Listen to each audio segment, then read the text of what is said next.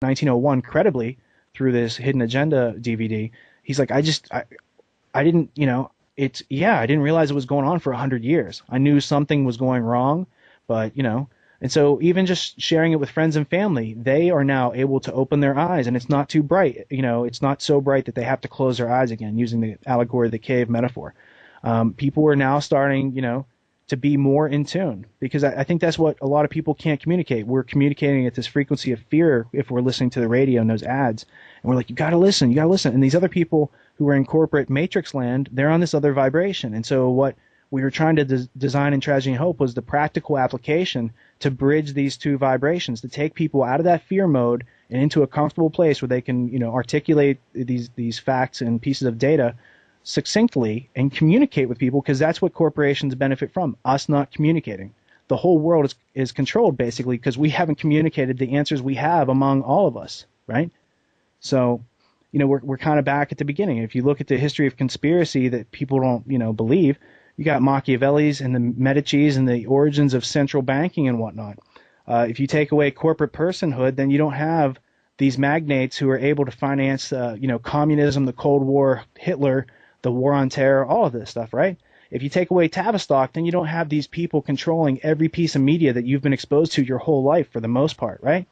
And if you look at who benefits from something like 9/11, you're seeing that Kroll and AIG and companies like this participate, and then AIG's actions with all these bailouts, you know what that's doing? It's ruining the credit of the securities derivatives and the subprime loans, right? It ruined the credit rating. So Kroll is now coming out with a new credit rating firm. So they create these disasters to give you these solutions that otherwise you would say, I don't need that. But so, hey, there it is. That's the what's Hegelian referred to dialectic. as the Hegelian dialectic, problem, reaction, solution. These gangsters, banksters create the problems to get the reaction out of us so that they then have the political and social capital to offer their solution that was already written and was sitting on the shelf and was waiting for the catalyzing catastrophic event to be able to pass it. Exactly. Couldn't put it better myself.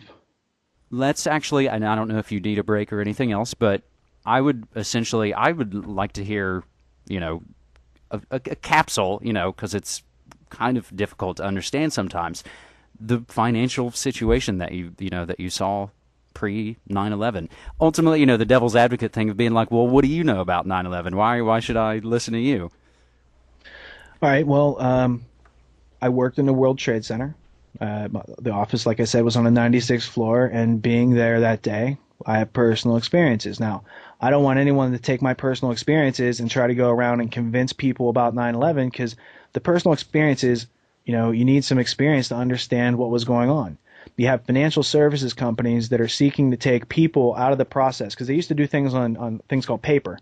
And so people write up a contract, they'd write up a bid, they'd write up a proposal, they'd write up a money transfer on paper, and there were papers and filing cabinets, and these things could be used as evidence in cases.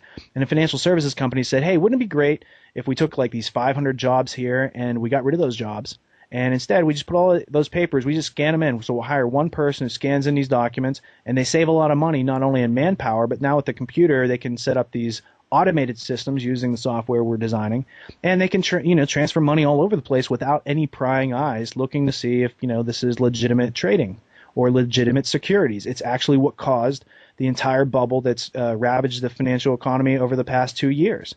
It was all preventable. It was all pre-planned by people who know your financial systems much better than you. They have control over the systems that watchdog over your financial systems in a stock market and whatnot. That's how they're able to do the insider trading ahead of time.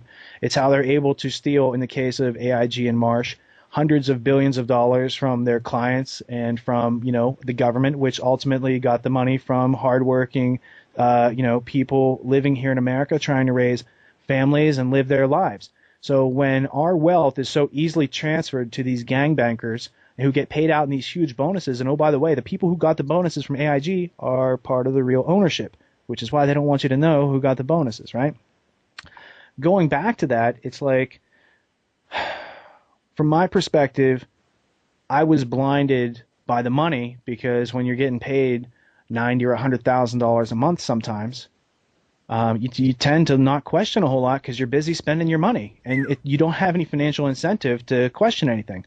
In my case, I had gotten a paycheck that was significantly lower than the records indicated it should be.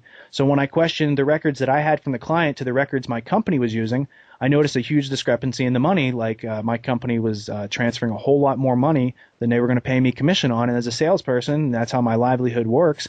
I was concerned about my commission check. So all I did, I mean, I wasn't trying to play a superhero or bring down the system or anything. You I just said, "Hey, wanted to. you're trying to screw me."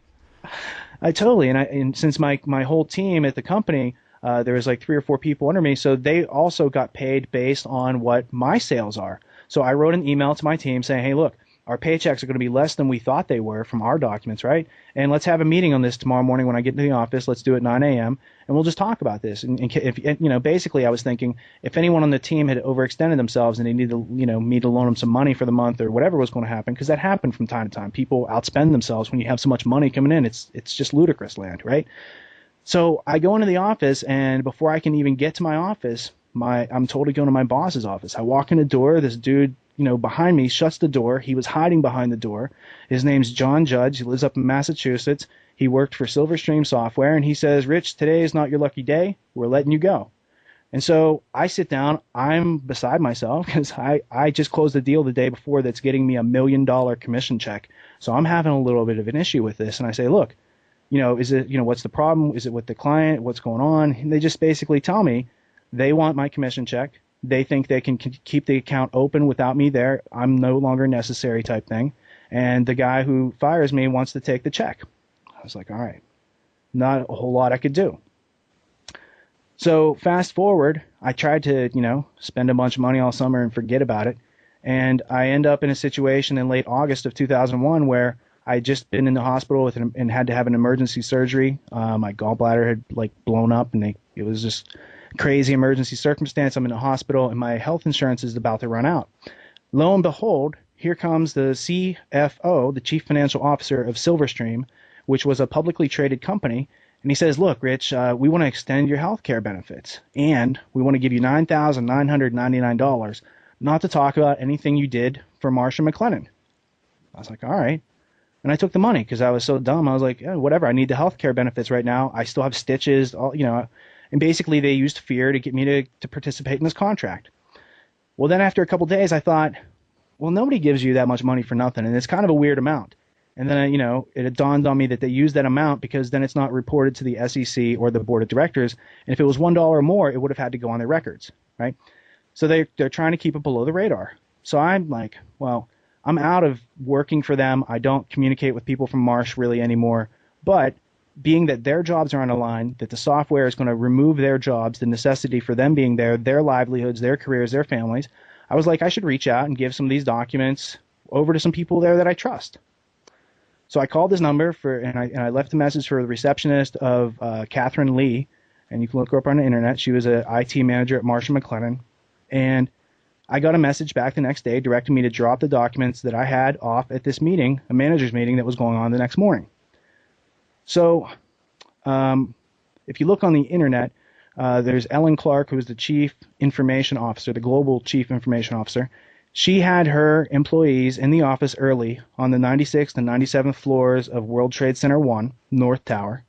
She made sure that they were on the phone, on a conference call, in the office, while she was out of the office. I think she was in London, safe in London. And she was on the phone with her people when the explosion went off in the North Tower on the 96th floor at Marsh's headquarters. Or not their headquarters, but their significant office of 320 people in the World Trade Center, their IT center. The meeting that I was supposed to go to was a separate meeting. It was being run by a man named Michael Darvish, Darviche, and who's, by the way, in a business now with a member of Council on Foreign Relations. But I digress. Darvish was having this meeting.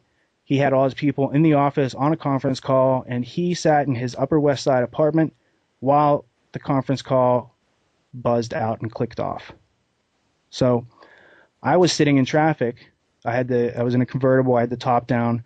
I've got this blue folder next to me of these documents, and I'm supposed to deliver them up to the 96th floor between 9 and 9:15, but there was supposed to be a break in the morning meeting, and I was supposed to just kind of come in, drop them off during the break, and leave.